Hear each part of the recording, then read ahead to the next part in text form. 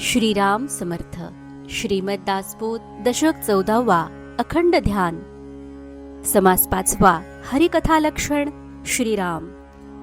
मागा हरिकथेचे लक्षण, श्रोती केला होता प्रश्न, सावध होऊन विचक्षण परिसोत आता श्रीराम. श्री समर्थ म्हणतात की मागे हरिकथेचे लक्षण काय असा प्रश्न श्रोत्यांनी केला होता, तरी जाणत्यांनी सावध होऊन त्याचे उत्तर ऐकावे.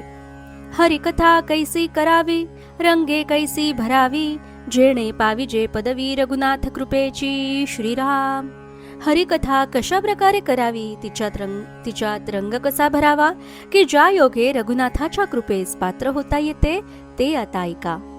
सोने आणि परिमळे, युक्षदंडा लागती फळे, गौल्य माधुर्य रसाळे, तरी ते अपूर्वता श्रीराम. सोन्याला सुगंध आला आणि उसाला गोड मधुर रसाळ फळे लागली तर जी अपूर्वता ठरेल, तैसा हरिदास आणि विरक्त, ज्ञाता आणि प्रेमळ भक्त, व्युत्पन्न आणि वादरहित, तरी हेही अपूर्वता श्रीराम. त्याप्रमाणे हरिदास असून, विरक्त, ज्ञानी असून, प्रेमळ भक्त आणि व्युत्पन्न असून जर ती व्यक्ती वादरहित असेल तर तीही अपूर्वताच होय. रागज्ञानी, ताळज्ञानी, सकळ कळा ब्रह्मज्ञानी, निराभिमाने वर्तेजनी, तरी हेही अपूर्वता श्रीराम. रागाचे तालाचे उत्तम ज्ञान असणारा, सर्व कलांचे उत्तम ज्ञान असून जो ब्रह्मज्ञानी असूनही लोकांच्यात अत्यंत निराभिमाने वागतो, तो कीर्तनकार अपूर्वच म्हणावा. मच्छर नाही जयासी, जो अत्यंत प्रिये सज्जनासी, चतुरांग जाणे मानसी अंतरनिष्ठ श्रीराम. ज्याच्या मनात जराही मत्सर नाही, जो सज्जनांना अत्यंत प्रिय आहे, जो चतुरस्त्र असून अंतर्यामी ब्रह्मनिष्ठ आहे, असा कीर्तनकार उत्तम होय. जयंत्यादिके नाना पर्वे, तीर्थे क्षेत्रे जे अपूर्वे, जेथे वसिजे देवाधिदेवे सामर्थ्य रूपे श्रीराम. जयंती, पुण्यतिथी इत्यादी पर्व काळात तसेच अपूर्व अशा तीर्थक्षेत्रांच्या ठिकाणी सामर्थ्य रूपाने देवाधिदेवाचे अस्तित्व असते. तया तीर्था ते जे न मानिती, शब्दज्ञाने मिथ्या म्हणती, तया पामरा श्रीपती जोडेल कैचा श्रीराम. जे अशा तीर्थांना मानित नाहीत, शब्दज्ञानाने मिथ्या म्हणतात, अशा पामरांना भगवंताची प्राप्ती कशी होईल. निर्गुण नेले संदेहाने, सगुण नेले ब्रह्मज्ञाने, दोहींकडे अभिमाने बोस केले श्रीराम. निर्गुणाचे अनुभवजन्य निसंदेह ज्ञान नाही, केवळ शाब्दिक ब्रह्मज्ञानामुळे सगुणावर श्रद्धा नाही. याप्रमाणे अभिमानामुळे ना निर्गुणाची प्राप्ती ना सगुणाची प्राप्ती अशी स्थिती होऊन दोन्ही दृष्ट्या ते वाया जातात. पुढे असता सगुण मूर्ती, निर्गुण कथा जे करीती, प्रदीपादून उच्छेदिती, तेची पडत मूर्ख श्रीराम. जे कीर्तनकार सगुण मूर्ती पुढे असताना कथेत निर्गुणाचे प्रतिपादन करून सगुणाचे खंडन करतात, ते पडत मूर्ख जाणावेत. ऐसी न कीजे हरिकथा, अंतर पडे उभये पंथा, परीस लक्षणे आता हरिकथेची श्रीराम. म्हणून अशा प्रकारे हरिकथा करू नये, कारण सगुण निर्गुण यांपैकी कुठलेच त्यायोगे साध्य होत नाही. आता उत्तम हरिकथेची लक्षणे श्रोत्यांनी ऐकावीत. सगुण मूर्ती पुढे भावे, करुणा कीर्तन करावे, नाना ध्याने वर्णावे, प्रताप कीर्तिते श्रीराम. सगुण मूर्ती पुढे भक्तिभावाने करुणरस प्रधान भावपूर्ण कीर्तन करावे. कीर्तनात भगवंताच्या विविध रूपांच्या ध्यानाचे, त्याच्या प्रतापाचे, कीर्तीचे वर्णन करावे. ऐसे गाता स्वभावे, रसाळ कथा ओढवे, सर्वांतरी हे लावे प्रेम सुख श्रीराम. अशा प्रकारे भगवंताचे गुणवर्णन केल्याने स्वाभाविकच कथेत अधिकाधिक रस उत्पन्न होऊन सर्व श्रोत्यांच्या अंतःकरणात भगवंतासंबंधी प्रेमसुख उचंबळून येते. कथा रचा याची खूण, सगुणी नाणावे निर्गुण, न बोलावे दोषगुण पुढिलांचे कदा श्रीराम. उत्तम कथा करावयाची असेल तर सगुणांच्या कथेत मध्येच निर्गुणाचे प्रतिपादन करू नये, तसेच पुढे बसलेल्या श्रोत्यांच्या गुणदोषांचे वर्णन करू नये. देवाचे वर्णावे वैभव, नाना प्रकारे महत्व, सगुणी ठेवून या भाव हरिकथा करावी श्रीराम. सगुणाच्या ठिकाणी भाव ठेवून देवाच्या वैभवाचे महात्म्याचे नाना प्रकारे वर्णन हरिकथेत करावे. लाज सांडून जनाची, आस्था सांडून धनाची, नीच नवी कीर्तनाची आवडी धरावी. श्रीराम. लोकांची लाज भीड न धरता आणि द्रव्याची अपेक्षा न करता कीर्तनाची नित्य नवी आवड धरावी. नित्य नवीन आख्याने रंगवावीत. नम्र होऊन राजांगणी, निशंक जावे लोटांगणी, करताळिका नृत्यवाणी, नामघोषे गरजावे. श्रीराम. नम्रतेने देवळातील सभामंडपात निशंकपणे देवापुढे लोटांगण घालावे. हातांनी टाळी वाजवत आणि मुखाने नामघोष करीत नाचावे.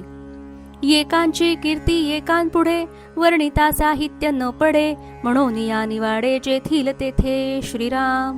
ज्या देवापुढे कीर्तन करावयाचे असेल त्याच देवाचे चरित्र कीर्ती यांचे वर्णन कीर्तनात करावे. तेथे दुसऱ्या देवाची कीर्ती गाऊ नये. जे जेथे योग्य असेल त्याचीच निवड करावी.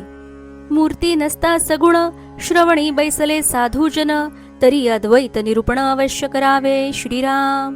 समजा जर कीर्तन करताना समोर सगुण मूर्ती नसेल आणि श्रवणास अधिकारी श्रोते असे साधू सज्जन बसलेले असतील तर अद्वैताचे निरूपण अवश्य करावे. नाही मूर्ती नाही सज्जन, श्रवणी बैसले भाविक जन, तरी करावे कीर्तन प्रास्ताविक वैराग्य. श्रीराम.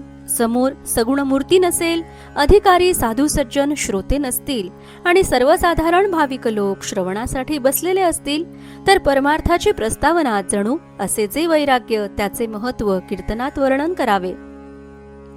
शृंगारिक नवरसिक यामध्ये सांडावे एक, स्त्रियादिकांचे कौतुक वर्णू नये की. श्रीराम.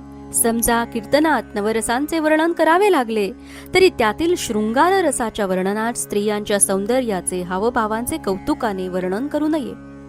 लावण्य स्त्रियांचे वर्णिता, विकार बाधिजे तत्वता, धारिष्ठापासून श्रोता चळे तत्काळ. श्रीराम. स्त्रियांच्या लावण्याचे वर्णन केल्याने श्रोत्यांच्या मनात कामविकार निर्माण होतो, त्यामुळे तत्काळ ते आपल्या धैर्यापासून चळतात. म्हणून ते तजावे जे बाधक साधका स्वभावे, घेता अंतरी ठसावे ध्यान स्त्रियांचे. श्रीराम. म्हणून ते गाळावे ज्या योगे स्त्रियांचे ध्यान श्रोत्यांच्या मनी ठसेल असे साधकांना जे अत्यंत बाधक आहे असे वर्णन कीर्तनकारांनी करू नये. लावण्य स्त्रियांचे ध्यान, कामाकार झाले मन, कैचे आठवेल ध्यान ईश्वराचे. श्रीराम. स्त्रियांच्या लावण्याचे ध्यान लागून जर श्रोता वक्ता याचे मनात कामविकार उत्पन्न झाला तर त्यांना ईश्वराचे ध्यान करणे कसे शक्य होईल. स्त्री वर्णिता सुखावला, लावण्याचे भरी भरला, तो स्वये जाणावा चेवला ईश्वरापासून. श्रीराम. जो कीर्तनकार स्त्रियांचे वर्णन करताना सुखावतो, त्यांच्या लावण्याच्या भरीच पडतो, तो स्वतःही ईश्वरापासून दुरावला आहे असे जाणावे.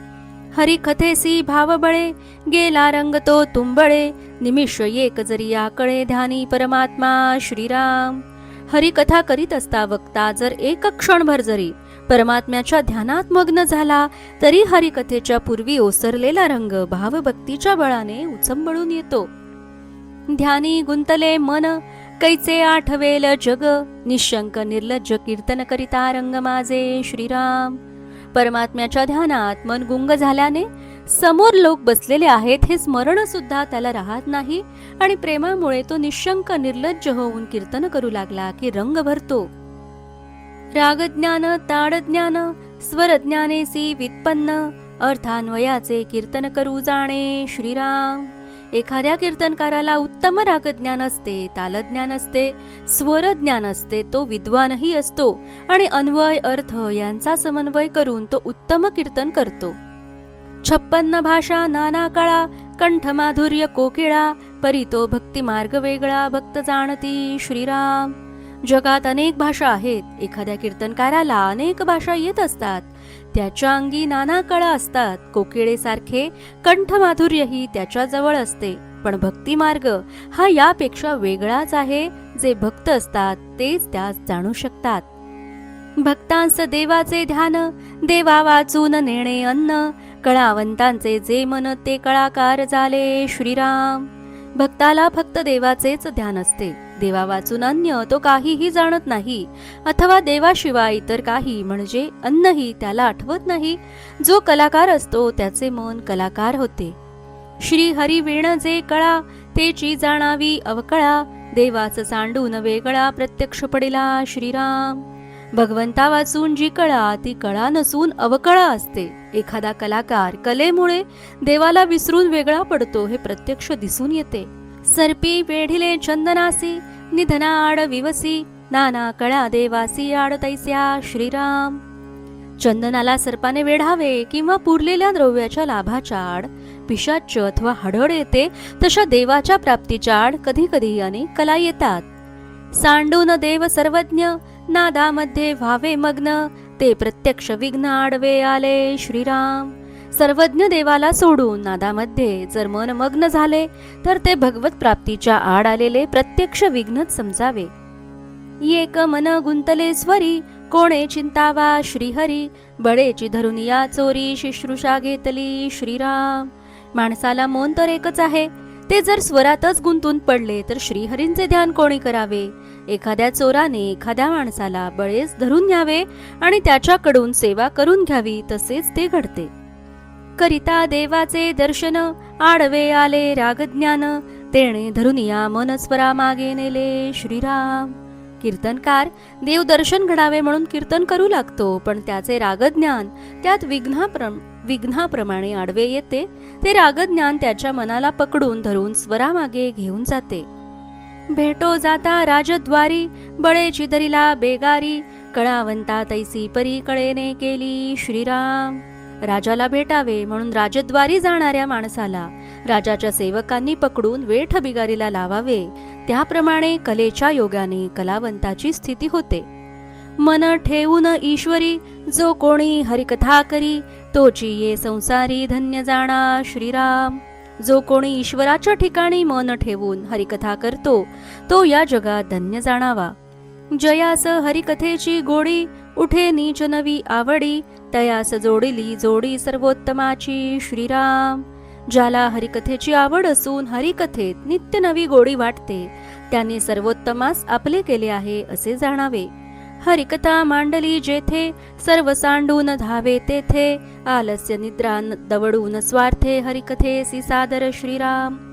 जेथे कुठे हरिकथा होत असेल तेथे आळस निद्रा आणि स्वार्थ इत्यादी सोडून जो धाव घेतो आणि अत्यंत आदराने कथा ऐकतो.